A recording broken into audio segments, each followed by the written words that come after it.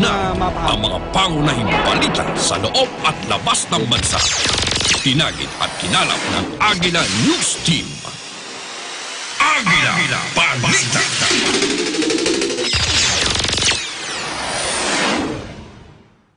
Narito ang Agila Balita. UC Davis nagsagawa ng pinakamalaking student-run mental health conference sa Northern California. Anime NYC, ipinagdiwang ang arte, kultura, pagkaing Hapon. Luminosity, nagpailaw sa lungsod ng New York. Women's Diplomatic Series o WDS, tinalakay ang culture, conversation, and career kasama ang embahador ng Pilipinas sa US. At Embahada ng Pilipinas sa US, nagsagawa ng town hall meeting kasama ang komunidad ng mga Filipino. Ito ang Agila Balita. Ako si Kathleen Cruz. Agila Balita!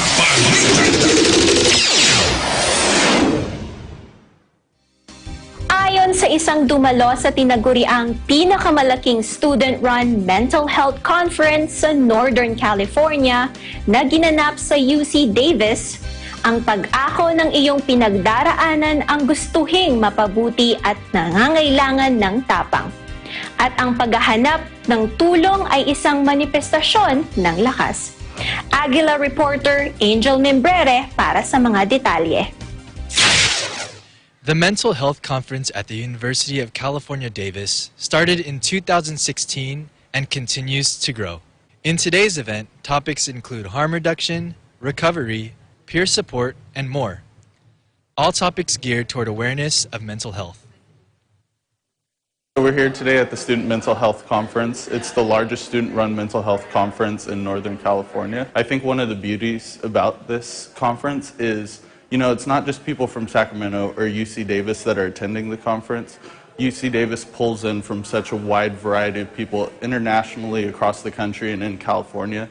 I know for myself, I'm from Central California where there's a lot of addiction, there's a lot of problems, but that's an underserved community because it's not as progressive, it's a little bit behind the time. Mental health illnesses affect 1 in 4 people, and I think mental health is important to anyone. It's just as important as physical health, and I think it's important to take care of it, and the stigma, it's getting better, but it's still really prevalent in society, so it's important to decrease that. The first keynote speaker, Daylene, is a mental health advocate who lives with bipolar I disorder. She describes why it is important for her to share her experiences. So I think it's really important for me to share my story and for the 1 in 5 to also voice their stories, because that's what really erases stigma in our society, where people feel less alone and people can be in community with one another. And research shows that with people that have a mental illness and they share their stories of recovery, stigma is decreased. So, it's not only liberating for people to hear it and really educate themselves and their loved ones and the community, but it's liberating for oneself to share their stories of recovery. I think it's important to learn about mental health for the reasons our first speaker described. If family members are ill, it's important that other family members know what the illness is and how they can help. So it's important to learn about those things. I think it's really important to take small steps and celebrate our small victories. If you're struggling with depression and you can't get out of bed in the morning, if you have small things that you want to accomplish and you celebrate those things, that is a monumental step in making your day better and improving your mental health. That is what works for me, reaching out to someone, educating yourself and your loved ones. It doesn't happen overnight, and learning about your illness and what works for you one day might not work for you the next day. So it's really just being patient with yourself, taking small steps, celebrating the small victories, and just loving on yourself, that is going to make all of the difference in your life. Daylene and Ben explain what they hope attendees will take away from the mental health conference. My hope for anyone that is here today who heard me speak and is really taking advantage of the workshops and the other amazing things that are going on at this conference, is that they know that they're not alone. We all suffer from mental health issues at some point in our lives, whether we have a mental illness or not. But I hope that they take little gems from everything, all the keynote speakers, from what I said, from, you know, all of the workshops, and they can apply it to themselves and say, oh wait, that's gonna work for me when I feel this way, and they use it, you know, as a tool for themselves. That's my hope, that we all learn something and we can pass it on to our friends and family. So if we can inspire 2 or 3 people to go into their own communities, that's the goal, man. That's beautiful. The last thing that I would like to say is asking for help is a sign of strength. It is never a sign of weakness. And I know that that's something that is really hard for people, you know, to have the courage to ask for help. They think that they're weak, but it's really a strong thing to do, to take ownership of what you're experiencing and wanting to be better. You know, that takes strength. As mental health concerns continue to grow in today's society, more people seek out knowledge to be empowered to take action. In Davis, California, Angel Membreri, Eagle News, 1 with 25. Susunod, Anime NYC ipinagdiwang ang arte, kultura, pagkaing Hapon.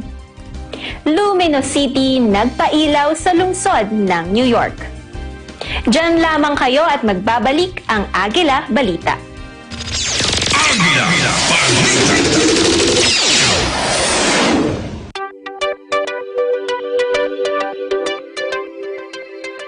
Net25 shows live and on demand anytime, anywhere, on any mobile device on OSN Play.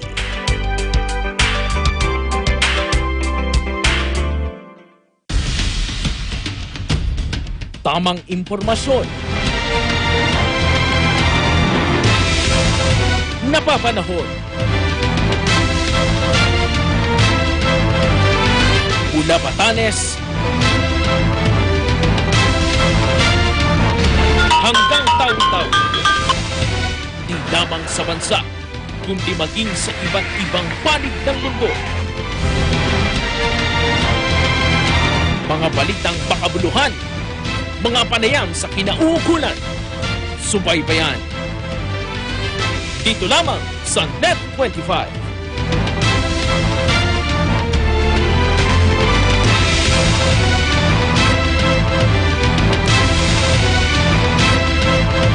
News, entertainment, technology. Ang Pilipinas ay laging nakakaranas ng kalamidad. Maging ito ay natural o man-made.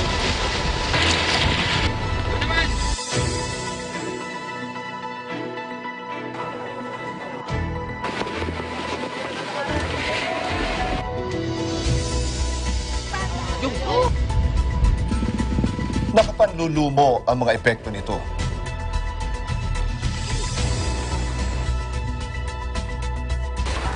Pero tayong mga Pilipino kilala sa pagtutulungan sa panahon ng pagsubok. Inaalalayang makabangon ang mga nasalanta at nasa matinding krisis. Mula noon hanggang ngayon, hindi nawawala ang Filipino bayanihan spirit.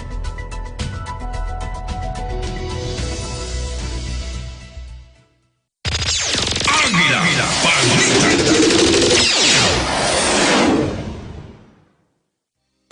Kayo ay nanonood pa rin ng Agila Balita. Ako si Kathleen Cruz. Sa lungsod na hindi natutulog o sa city that never sleeps, isang kaaya-ayang karanasan ang nakamit ng fans sa Anime NYC ng taong ito, kung saan libo-libo ang nagdiwang ng arte, kultura at pagkaing Hapon. Kukwentuhan tayo ni Agila reporter Abigail Dublao. Panoorin natin. Dito sa Jacob Javits Center sa lungsod ng New York, 46,000 fans ang nagtipon-tipon ng 3 araw para makabahagi sa tinatawag na Anime NYC. Sa ika-3 taon ito, nabibigyan ng fans ng karanasan upang ipagdiwang ang Japanese animation at kulturang popular. Sinasabing paborito ng fans ang panonood ng anime, pagbabasa ng manga, paglalaro ng video games, at pagsali sa cosplay. Ngunit sa selebrasyon dito, malaking bahagi ang pagkaing Hapon na tunay namang nag-uugnay sa komunidad at nagbibigay sa kanila ng kakaibang karanasan ng kulturang Hapon. The way I can see, Japanese know how to grow their own herbs and veggies, and that's how the Japanese take care of themselves very well because they grow their own food. The food is very unique because not only that it tastes great, but they have a really small portion, and there's a lot of comfort food, which is relatively healthy. Well, it's a huge part of our culture. Well, I'm Japanese, so I think a lot of people know Japan because of that, so. At dahil ang kulturang popular ng Hapon ay talaga namang nakabubusog sa paningin, hindi nakataka-taka na ang pagkaing Hapon din ay di lamang masarap, kundi likhang arte rin. It needs to be, it has to taste good, but then, I think Japanese people like to take the extra step to, present well, I think they value customer service, so that's why, yeah. You get a certain feel of another country within you.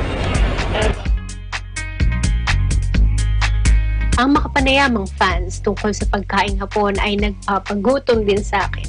Mula rito sa Jacob Javits Center sa New York City, Abigail Dumlao, Agila, Balita, 1 with 25.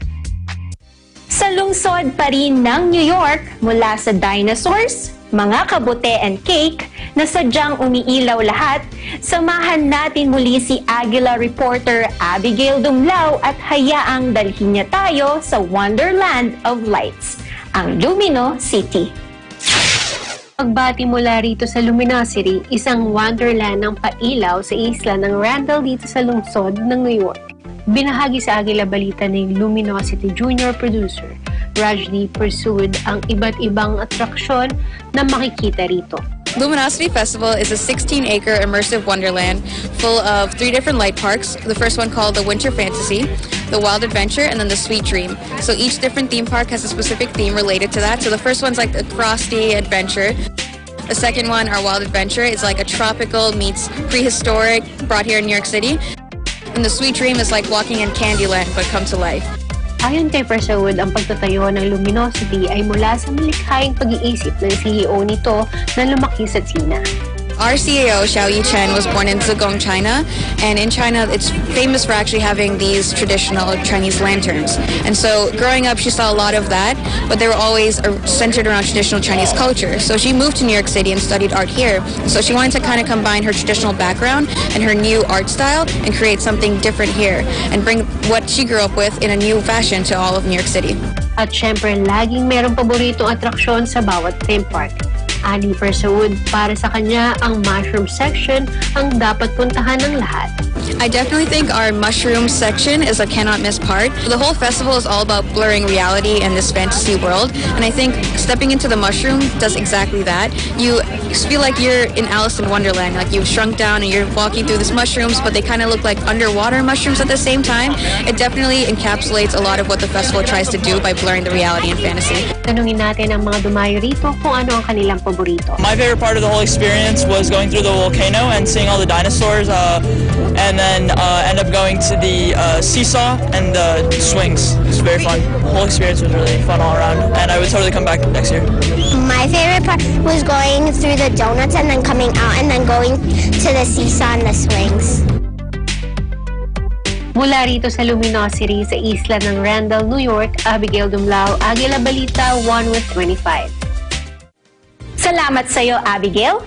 At sa pagbabalik ng Agila Balita, Women's Diplomatic Series o WDS, tinalakay ang culture, conversation, and career, kasama ang embahador ng Pilipinas sa US. At Embahada ng Pilipinas sa US, nagsagawa ng town hall meeting kasama ang komunidad ng mga Filipino. Diyan lamang kayo at kami magbabalik.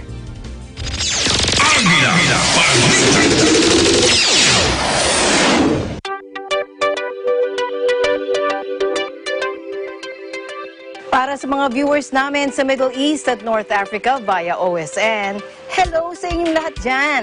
Ako po si Alma Angeles at araw-araw tayong magkasama sa Eagle News International. Dito tayo sa Net25 at OSN, siguradong at home ka dito.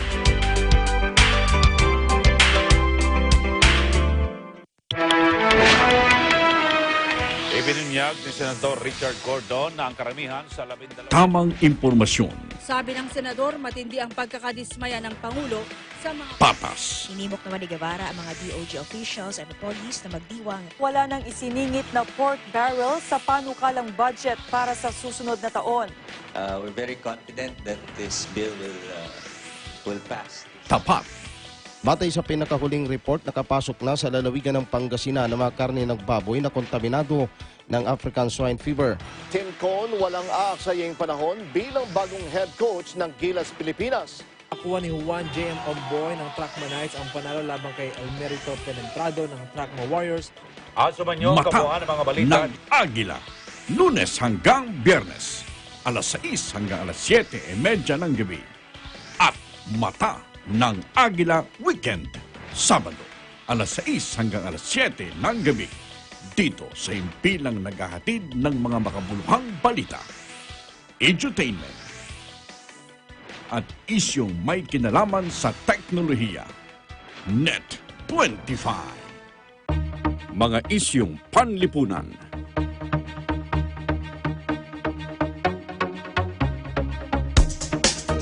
Mga isyong pampolitika.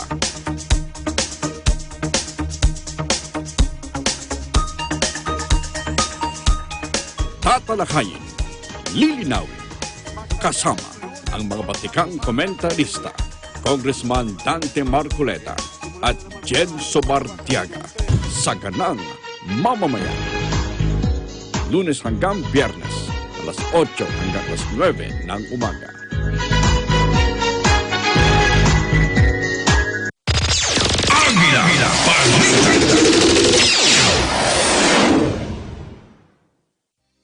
Ito ang Agila Balita. Ako si Kathleen Cruz. Ayon sa embahador ng Pilipinas sa Estados Unidos na si Ginoong Jose Manuel G. Romualdez, tignan nyo ang Pilipinas na isang independenteng bayan na kaibigan ng mga bansa.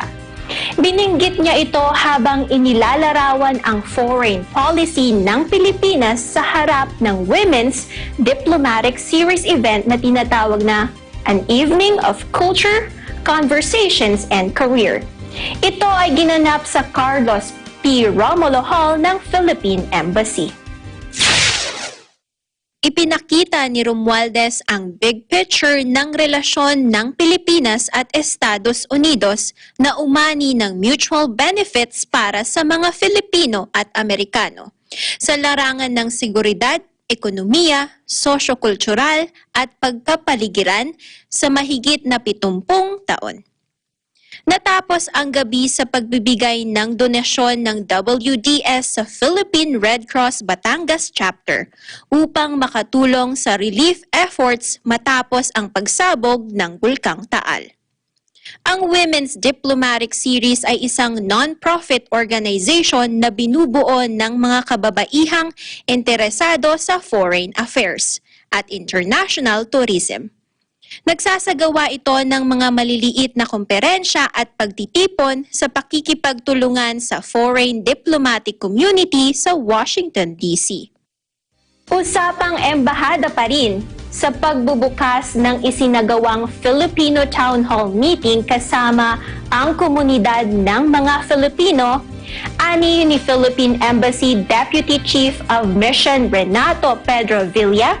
Sa 2020, ipinapangako ng Embahada ng Pilipinas na mas makikipagtulungan pa ito sa mga komunidad ng Filipino at Filipino-American upang lalong mapasulong ang mga serbisyo ng Embahada, mapangalagaan ang kapakanan ng mga kababayan at pagyamanin ang kaugnayan ng Pilipinas at Estados Unidos. Ibinahagi ni bagong Consul General Jose Victor Chan Gonzaga ang ilang impormasyon tungkol sa consular requirements at processes upang mabigyan ng positibong karanasan ang mga kliyente ng konsulada.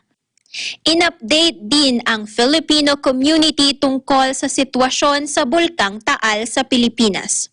Nagbigay ng impormasyon si Public Diplomacy Officer Darrell Artates kung paano makakapag-donate ng tulong ang mga nais tumulong sa mga apektadong pamilya.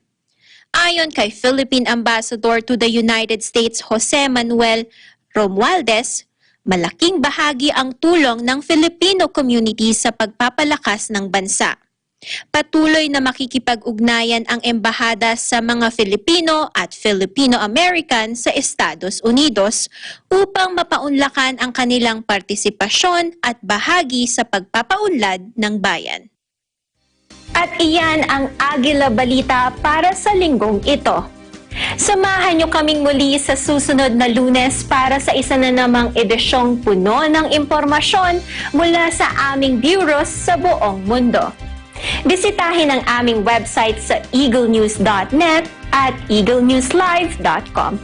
Sundan kami sa Twitter at twitter.com/eaglenews and on facebook.com/eaglenews. Salamat sa panonood. Ako si Kathleen Cruz, always one with 25. Sumainyo ang mga balitang kinara, maingat na isinulat at inihanay ng Eagle News Service.